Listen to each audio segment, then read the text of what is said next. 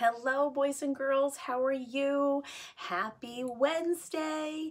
I just wanted to talk before we get into our morning meeting. I wanted to talk a little bit about some of the work I've been doing this morning at my house, and I've been in Raz Kids, and I have learned today how to select books for you to read at your just right reading level.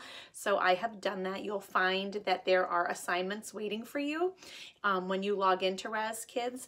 I've also assigned some reading challenges, whether those are letter and sound challenges or those are sight word challenges.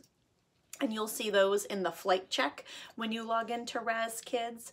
I also sent each one of you an audio message where I'm talking just to you.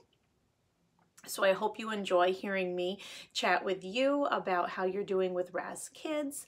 And we also talked yesterday on our Google Meet about how Lily was able to do a recording of her reading a book. So I hope that you will be able to work with your grown-ups to figure out where the button is for you to press when you're reading a book, not when you're doing a listen to a book, but when you're reading a book, there is a way for you to hit record, and you can record you reading the book, and then I can listen to it.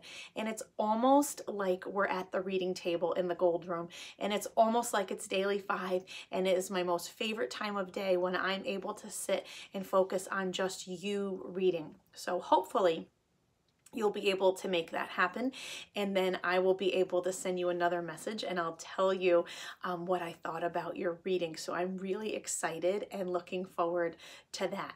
All right, are you ready for morning meeting? Here we go. Days of the week, days of the week, days of the week, days of the week, days of the week.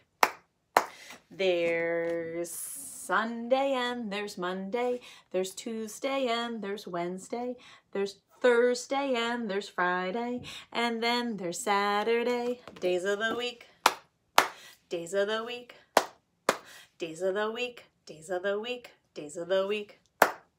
Great job, boys and girls. So let's do our, read our days of the week here. Yesterday was... Can this be Thursday? No, that's right. There's no TH going th. So this one has to be Tuesday. Great job. Today is Wednesday. Great job.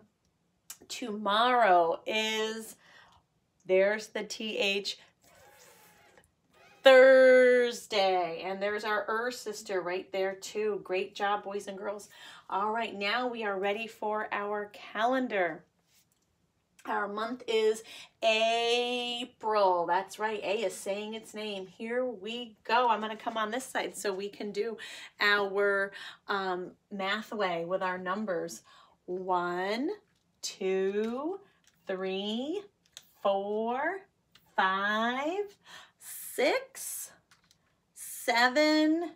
7, and one more is 8. Great job, boys and girls. So we're going to add 8 up there. We are going to make a change to our news report over here. Again, I am missing my helpers, my special helpers. I'm following the word up here. Wednesday.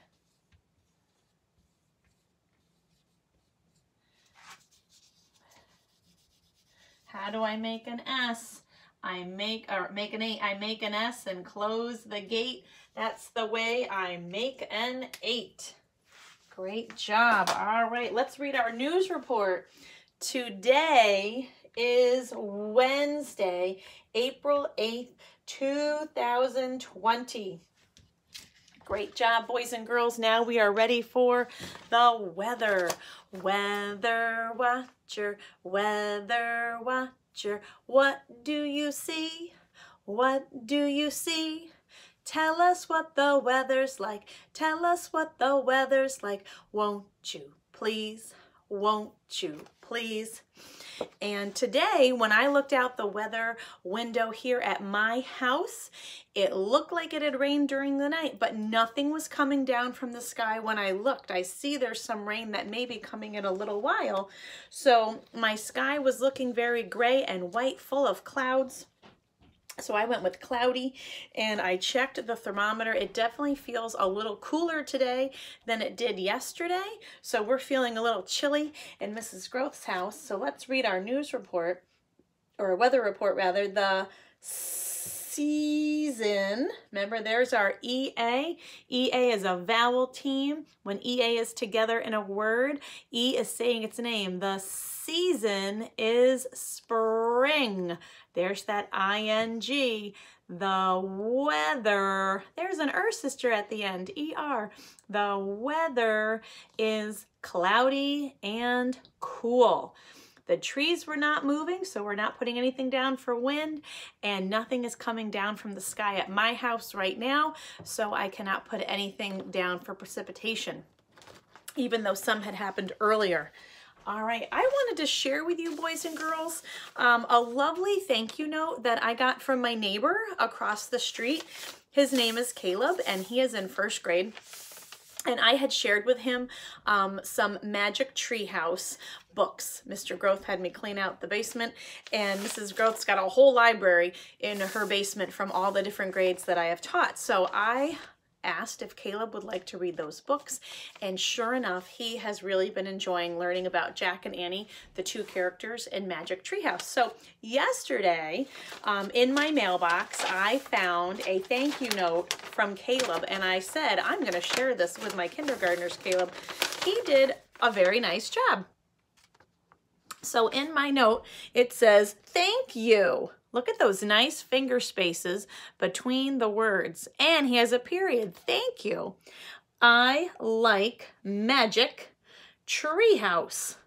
And then down here it says from Caleb. And he even drew some of the trees just like they have in Magic Treehouse. It's a story about a brother and sister who have a treehouse in their back, or actually they find the treehouse in the woods. I don't want to give too much away. They find a treehouse in the woods and they discover something very special about it. So that's a great read aloud for your grown-ups to read to you. It's kind of a 1st or 2nd grade book, but it is certainly something that you could enjoy together as a family as a read aloud. It has a few pictures in it, but it is an early chapter book. So, but I wanted to point out to you, friends, the nice job that Caleb did writing the note, that he remembered finger spaces between the words. His sight word looks just right, like he wrote his letters nice and neat. Now, if he had used a pen, or excuse me, a pencil, he would have been able to erase that right there. So we talk about, why do we use a pencil? We use pencils instead of crayons and markers because we can erase our writing. We can revise it and make it better, because that's what super writers do.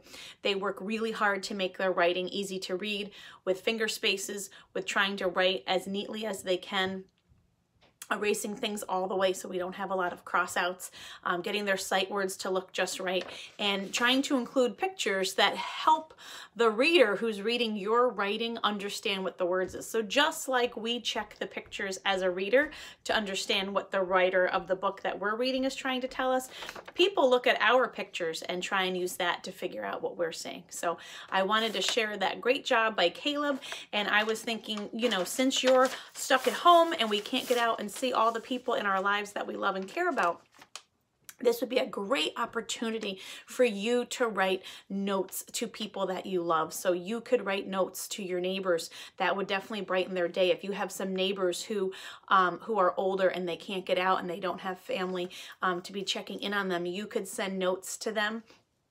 You could write notes to your grandparents, to your aunts and uncles, to your cousins. You could write notes to your classmates.